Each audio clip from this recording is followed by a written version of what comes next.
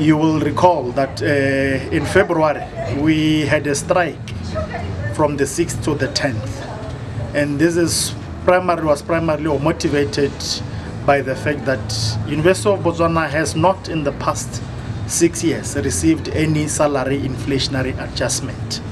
So that is why today we find ourselves here. So from the first strike is February, we were on strike jointly with our sister union, University of Botswana Staff Union.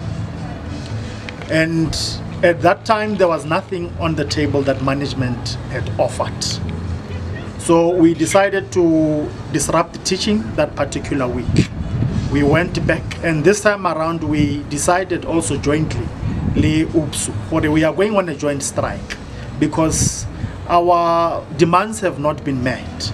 What we are asking for has not been met, or the dispute that we had for the year 2023 has not been met. So we went on strike. We decided that we were going to go jointly on this strike.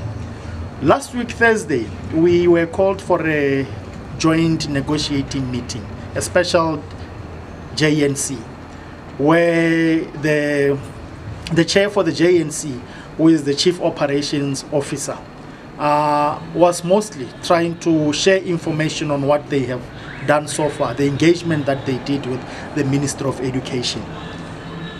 And he was simply, in quotes, he simply said that there is light at the end of the tunnel. But what we told him is that that light will find us at the tent. Whatever what they are offering will find us at the tent. Hence why we decided to start the strike today. Unfortunately, our sister union, which is Ubassu, decided to pull out of the strike last minute, which is, I think, late last night. They decided that they are going to suspend for whatever reasons that they had. And this was mostly motivated by perhaps the new developments that came into place. We started this morning, and around 10 we went for the negotiations meeting at the Council, University of Botswana Council chambers. It is there where management tabled an offer on the table and said that we have been engaging with the Minister of Education, and this is what we have currently. We are able to offer 8%, and that this 8%, when you take that 8%, it's on condition that you will stop the strike immediately. So we countered the offer. We presented also our demand to simply say we started with 15% as Ubassu, to say no. Looking at what staff has lost over the years, why can't we put it at 15%? The 8% only mutisa, Larry, it is going to be effective from April 2023. So as a compromise, we are simply saying this is also our demands. 10%, you give us, you reimburse this May, end of May, you reimburse or you remit the money that was taken, deducted for employees who were on salaries. Hence why now we called for a recess, in that the chair of the JNC has gone back to consult with his constituents, being the executive management. Because what we asked is that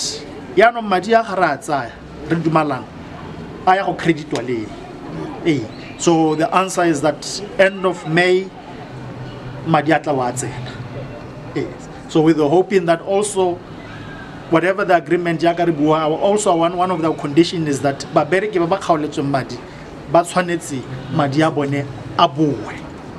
management is applying the no work, no pay rule, and we are applying no pay, no work. So which means that in this period, critical, whatever that was to be taught during this period, if management implements that, the no work, no pay. So and then that means that it affects who? The key stakeholders of this university, which are the students. Same applies to the examination. Examination is a lecture. We invigilate lecture. Homaka lecture.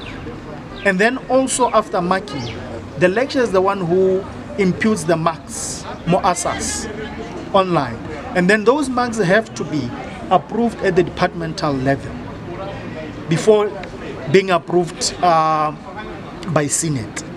So these, we were not going to participate, or we are not going to participate on all of these 4 things.